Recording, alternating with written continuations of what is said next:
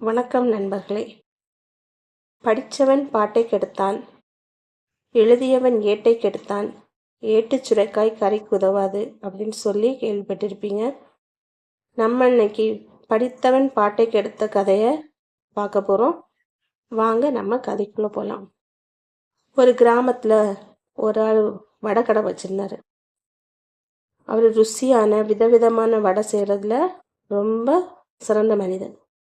அவர் செய்கிற வடைக்கு பயங்கர வாடிக்கையாளர்கள் கூட்டம் வரும். ஒரு பெரிய கும்பலே உண்டு அவர் வடைக்கு. அதுதான் அவருக்கு தெரிஞ்ச தொழிலும் கூட. அவருக்கு எழுத படிக்க தெரியாது.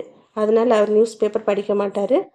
நாட்டில் என்ன நடக்குதுன்னு எல்லாம் அவருக்கு தெரியாது. டிவி பார்க்கவும் மாட்டார். ஏன்னா டிவி பார்க்க அவருக்கு நேரம் இருக்காது. காலையில் வடை போட்டார்னா நைட்டு 8-9 மணி வரைக்கும் கடை நடக்கும். அதுக்கப்புறம் வீட்டில் போய் சாப்பிட்டுட்டு தூங்குறது தான் அவருக்கு வேலை. டிவி பார்க்குறது ஒன்றுமே இல்லை. அதனால அவருக்கு நாட்டில் என்ன நடக்குது எதுவுமே தெரியாது. ஆனால் அவரது ஒரே கவனம் எது, வடை தொழில். வடை எப்படி விதவிதமாக போடலாம், எவ்வளோ ருசியாக போடலாம், மக்களுக்கு எவ்வளோ நல்லதாக கொடுக்கலாங்கிறது மட்டும்தான் அவரோட எண்ணம். இவரோட வடையோட ருசினால வாடிக்கையாளர்கள் கூட்டமும் அதிகமாக இருக்குது. அதனால அவரோட வருமானமும் அதிகமாக இருக்குது. அதனால அவரோட குடும்பமும் ரொம்ப மகிழ்ச்சியாக இருக்கிறாங்க. ஆனால் அவருக்கு ஒரு மகன் இருக்கிறான். அவன் சென்னையில் ஒரு மிக புகழ்பெற்ற ஒரு காலேஜில் எக்கனாமிக்ஸ் படிக்கிறான். ஆனால் அந்த பையன் ஃபேஸ்புக், ட்விட்டர், டெலிகிராம் அதிலெல்லாம் ரொம்ப ஆக்டிவான பையன். சமூக வலைதளங்களில் அவன் ஒரு தடவை விடுமுறைக்கு ஊருக்கு வந்திருப்பான். ஊருக்கு வந்த பையன் சரி நம்ம அப்பா கடையை போய் பார்ப்போன்னு சொல்லிட்டு அப்பா கடைக்கு போகிறான். அங்கே போனால் பார்த்தா நிறைய வாடிக்கையாளர்கள் இருக்கிறாங்க. அப்பாவும் சந்தோஷப்படுறான். சரின்னு சொல்லி நம்ம கடைக்கு உள்ளே போய் பார்ப்போம்னு சொல்லிட்டு கடைக்குள்ளே போய் பார்க்குறான். அங்கே வடைகளுக்காக விதவிதமாக வடைகள் போடணும்னா விதவிதமான மளிகை சாமான்கள், காய்கறிகள், எண்ணெய் வகைகள் என ஏகப்பட்ட சரக்குகள் அவங்க அப்பா வாங்கி சேர்த்து வச்சுருக்காங்க. அதை பார்த்த பையன் டென்ஷன் ஆகுறான். என்னது நம்ம அப்பா இவ்வளோ பொருட்கள் வாங்கி வச்சுருக்காங்களே, இதை வச்சு நம்ம ஒரு கடையை போட்டுக்கலாம், எதுக்கு இப்படி வாங்கி வச்சுருக்காங்கன்னு சொல்லிட்டு உடனே அவங்க அப்பாட்ட போய், என்னப்பா நீ முட்டாத்தனமாக இருக்க, நாட்டில் பொருளாதாரம் எவ்வளோ மந்த நிலையில் இருக்குன்னு எனக்கு தெரியுமா? பல ஆட்டோமொபைல் கம்பெனிங்கெல்லாம் சங்கடத்தில் இருக்குது. நிறைய ஷோரூம்களெல்லாம் மூடிட்டாங்க. நிறைய பேருக்கு வேலையே போச்சு. இது இப்படியே கண்டினியூ ஆச்சுன்னா நிறைய இண்டஸ்ட்ரீஸுக்கு எல்லாம் திவாலாக போகுது. அதனால நீ பணத்தை ஒழுங்காக சேர்த்து வச்சுக்க, அப்படி இப்படின்னு கண்ணா பின்னான்னு சொல்லிட்டு சொல்கிறான். இவ்வளோ சரக்குகளை சேர்த்து வைக்காதுன்னு சொல்லிட்டு தான் படித்த micro economics and macro economics கலந்து ஒரு பெரிய ஸ்பீச்சை அவங்க அப்பா கொடுக்குறான். அவன் சொல்ல அவங்க அப்பாவுக்கு பெருமையாக இருக்குது. ஏன்னா நம்ம தான் படிக்கலை, நம்ம பையன் நல்லா படித்தவன்ல, அதனால தான் அப்படியெல்லாம் சொல்கிறான்னு சொல்லிட்டு சரிப்பா அப்போ நீ சொன்னால் சரியாக தான் இருக்குன்னு சொல்லிட்டு அவர் என்ன பண்ணுறாரு, அவர் வாங்கிட்டு சரக்குகளில் அப்படியே பாதி எடுத்துகிட்டு அந்த வாங்கின கடையிலே கொண்டு ரிட்டர்ன் பண்ணிடுறாரு.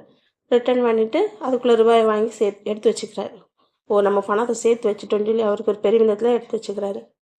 உடனே பையன்ட்ட சொல்கிறாரு, நான் இப்படி அந்த பொருட்களெல்லாம் கொடுத்துட்டு ரூபாயை வாங்கிட்டேன். உடனே அவன் சொல்கிறான், ஆமாம் பொருளாதாரம் அந்த நிலையில் இருக்கும்போது நீ இப்படி தான் பண்ணுறதா சரின்னு சொல்கிறாரு அந்த பையன் சொல்கிறான்.